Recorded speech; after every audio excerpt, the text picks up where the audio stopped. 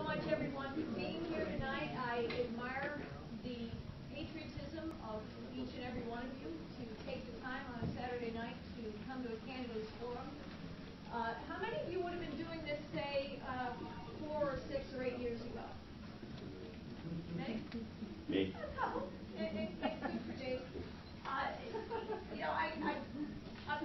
Having the privilege of being the last one to stand before you, I've done a lot of listening tonight, and I'm here to listen to you as well, and I've been hearing your questions and hearing your concerns and hearing about your values. And I think that the theme of values and of faith clearly is one that is manifested in the discussions that we've been having tonight. I think it's manifested in the principles of the 9/12 movement. All of you, I assume, are supporters of the 9 principles and the 12 values. And I'm one of those people who does feel that if every American citizen manifested those principles and those values in his or her own life, we would probably have a lot fewer problems with the government than we do now. We clearly do have a disconnect between what the federal government thinks, what this Congress thinks, what Nancy Pelosi thinks, what John Hall thinks, what President Obama thinks, and what you all are experiencing in your lives here in Orange County. I'd like you to think for a moment about how you define prosperity. Do you define it as being certain that you have gainful employment that extends into the future as far as you can see? Do you define it as having a home for your family? Do you define it as being able to provide for your loved ones? Do you define it as being able to invest in charitable causes that you believe in?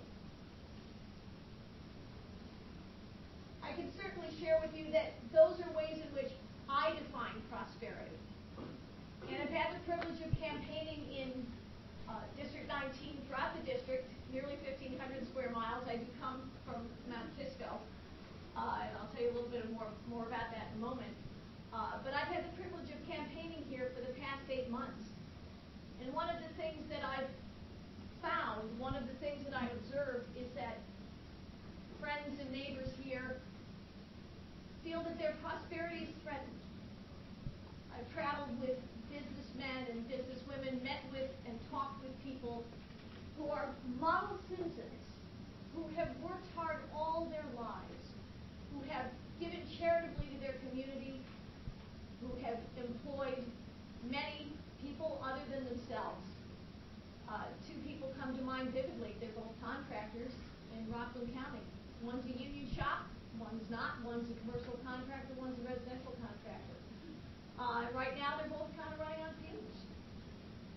One's got a 6-month time horizon from one business project to the next. The other used to employ a couple dozen people, now employs 1.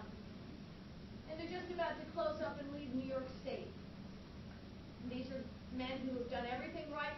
The only mistake they made was to put their faith in the state of New York and in the United States of America in 2010, that if they were honest businessmen, they'd be able to make a good living and provide a good living for others in their community. And the problem is clear. This federal government, and in the case of New York State, this state government, takes far too much from all of us, from what we work to earn, what we want to invest in our communities, what we want to spend here, what we want to save here. These good men don't have clients and customers because there aren't people here who have money to spend with them. And they are far from alone, which is why, of course, we're losing businesses from New York. We're losing residents from New York.